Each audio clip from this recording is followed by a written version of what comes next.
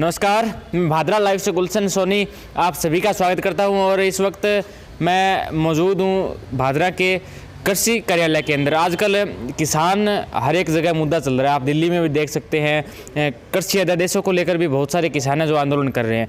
हम किसान को ही मुद्दा रखते हैं और ये मुद्दा कोई राजनीतिक मुद्दा नहीं है, ये किसान के फ़ायदे की बात, किसान को किस प्रकार लाभ हो सकता है उसकी बात है। मेरे साथ अभी जगदीश सेखू जी मौजूद है जो कि डुंगराना गांव के जो एग्रीकल्चर जो सुपरवाइज़र जो होते हैं वो है। सेखू जी स्वागत है आपका। आपका भी गुलशन जी बहुत बहुत स्वागत है। और जो प्रधानमंत्री फसल बीमा योजना है उसके बारे में लोगों को जागरूक करने के लिए और लोगों को स्कीम के बारे में बताने के लिए AIC company agriculture insurance of India limited company जो है के द्वारा एक रथ जो है सभी गांव में प्रचार के लिए भेजा जा रहा है और सब गांव डाणियों में काश्तकारों को जो है बीमा के बारे में जागरूक किया जा रहा है। और इस बीमा की रबी फसल जो अपनी है उसकी लास्ट जो तारीख है वो 15 दिसंबर है और काश्तकार अपना 13 दिसंबर तक हर हालत में जो है बैंक में लिखत में अगर नहीं कटवाना चाहते तो दे सकता है और अगर फसल कोई जो बोई जाने वाली फसल है उसके बारे में दे सकता है। और जो गैरिनी काश्तकार हैं जिन्होंने KCC नहीं बनाई है वो काश्तकार जो है 13 तारीख तक ये CSC सेंटर जो अपने हैं उस पर जाकर के जमाबंदी की नकल, आधार कार्ड, बैंक पासबुक और बुआई प्रमाण पत्र ले जा करके अपने खेत का बीमा करवा सकता है और इस प्रधानमंत्री फसल बीमा योजना का लाभ जो है ले सकता है। सेखू जी, इसकी प्रक्रिया क्या रहेगी? जैसे कितनी हेक्टेयर ज़मीन में कितना फसल बीमा किसान को मिलेगा, इसकी जानकारी उसको कैसे मिलेगी? पहले तो 7 हेक्टेयर तक जो है वो बीमित राशि होती थी। अब काश्तकार जितनी उसकी जोत है उस आधार पर उसका जो है बीमा करवा सकता है। और सरसों की फसल का जो बीमा है बीमित राशि है वो बीमा जो कटेगा प्रीमियम राशि 1079 रुपये है, तार मिरा की 276 रुपये है, गेहूं की 1218 रुपये है, चना की 553 रुपये है और जौ की 823 रुपये 80 पैसे जो है वो प्रीमियम राशि है जो काश्तकार के पल्ले से लगेगी। और जो बीमित राशि है, बीमित राशि सरसों की 71,972 रुपये है, तानबीरा की 18,444 रुपये है और गेहूं की 81,217 रुपये है, चना की 36,897 रुपये और जौ की 54,920 रुपये। ये प्रति हेक्टेयर बीमित राशि है। इतने तक जो जोखिम स्तर है जिसको अपने बीमित राशि बोलते हैं उसकी गणना जो की जाती है 7 साल के उस पटवार मंडल के औसत आंकड़े लेकर के उस आधार पर जो है गारंटी उपज निर्धारित करके और जो समर्थन मूल्य है उससे कैलकुलेट करके ये बीमित राशि निश्चित की जाती है। तो सेखू जी, अपन देखते हैं कि किसी भी गांव के अंदर किसी भी कृषि की जो सुविधा है उसका विस्तार करने के लिए कृषि सुपरवाइज़र की आवश्यकता होती है, जैसे आप है। भादरा के अंदर सर बहुत सारे ऐसे गांव हैं जहाँ पे किसानों के पास जानकारी नहीं पहुँचती, सुपरवाइज़र भी नहीं पहुँच पाता, उनके लिए क्या कुछ प्रावधान किए गए? नहीं, सुपरवाइज़र तो हमारी 49 पंचायतें हैं और 49 पंचायतों में 30 पोस्टें हैं। लगभग 2 पंचायतों पर 1 सुपरवाइज़र है। हमारा सुपरवाइज़र सहायक कृषि अधिकारी और अब तो कंपनी के माध्यम से ही जो है प्रत्येक डाणी में खुद जो है 9 ग्राम पंचायत जो है मेरा WO सर की लगता है उसमें 18 गांव में खुद प्रचार करके आया हूं। और इस तरह की कोई बात नहीं है, हमारे जो है नंबर भी हम देते हैं, उस पर काश्तकार कोई तरह की कृषि संबंधी वह जानकारी प्राप्त कर सकता है। बीमा संबंधी, कृषि संबंधी ऐसी कोई समस्या नहीं है। सेखू साहब, प्रधानमंत्री फसल बीमा योजना की अपन बात नहीं कर रहे, बहुत सारी योजनाएं और भी होती है, जैसे किसानों को किट भी दी जाती है उस मौसम के अनुसार, चना, सरसों और भी बहुत सारी ऐसी किटें हैं जो दी जाती है, किंतु किसानों के पास जानकारी नहीं पहुंच पाती। उसका भी कोई साधन आपके विभाग के पास हो कि हर एक किसान तक जानकारी पहुंच पाए?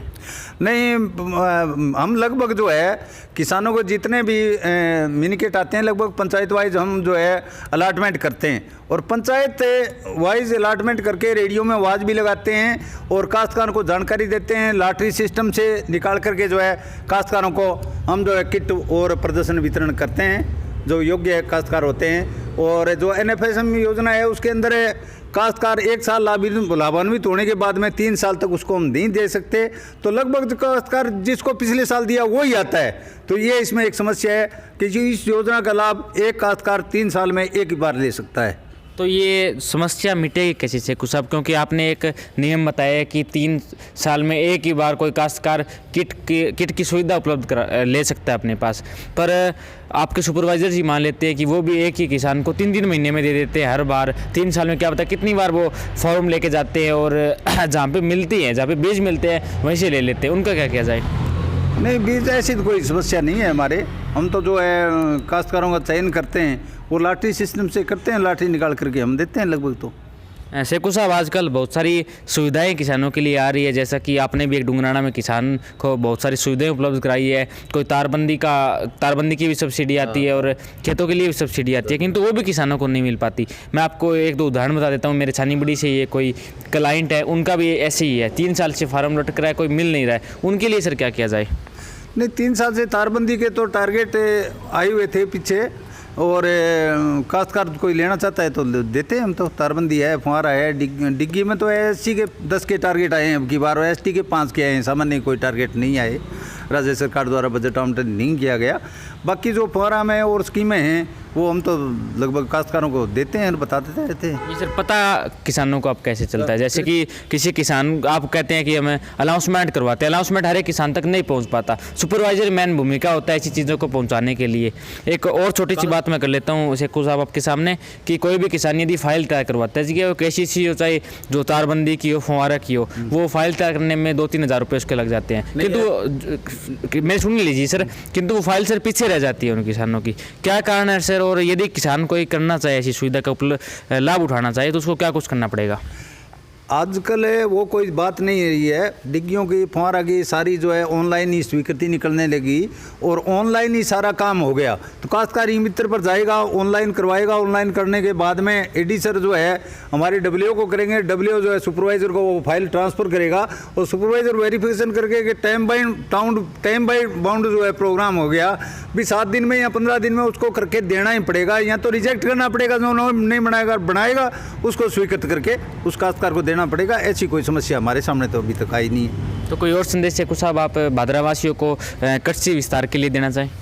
कृषि विस्तार के लिए यही है कि मेरा जो मेन फोकस है वो यही है कि काश्तकार मेन जो है पानी की समस्या, जो दिन दिन पानी जो कम होता जा रहा है, उसके लिए काश्तकारों को यही संदेश है कि ड्रिप, फुहारा, डिग्गी और बागवानी और सब्जी की तरफ है हर हालत में हर काश्तकार को आना ही पड़ेगा और नई टेक्नोलॉजी के साथ में काश्तकार को खड़ा होना पड़ेगा, तभी कामयाब होगा। नई जैसे मशरूम की खेती है, झींगा पालन, मैंने शुरू में 2-4 जगह जो है टूर करके देखा है।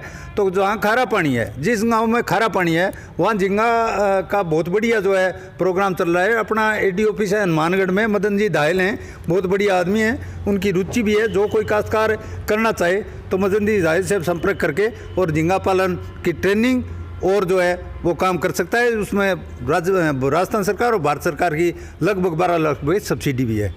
तो हमारे साथ सुपरवाइज़र शेखू साहब थे, जिन्होंने बताया कि अब किसान के लिए हर एक सुविधाएं सरकार उपलब्ध कराने लग गई है। कोई किसान को मुद्दा बनाता है तो वो मुद्दा पूरा करने के लिए सरकार धीरे धीरे आगे आ रही है। इन्होंने बताया कि अब किसानों को सब्सिडी की जो सुविधा है वो बहुत अच्छी तरीके से उपलब्ध हो रही है, क्योंकि हम देखते हैं कि फुहारा का सिस्टम है, सौर ऊर्जा का मिलता है शेखू साहब? हाँ, सौर ऊर्जा का है, डिग्गियों का है, और एक सीमित सीटें इसके अंदर हम मान सकते हैं। एक सीमित टाइम होता है, एक सीमित सीटें होती हैं कि जनरल की इतनी है, ओबीसी की इतनी है, SC ST की इतनी है, तो उसी हिसाब से आवंटन ये करते हैं। और यदि कोई भी आपको दिक्कत आती है तो इनका टोल फ्री नंबर भी है, शेखू साहब का पर्सनल नंबर भी है, ऑफिस का भी नंबर है, तो उनसे आप संपर्क कर सकते हैं। इसी के साथ मैं भादरा से गुलशन सोनी, धन्यवाद।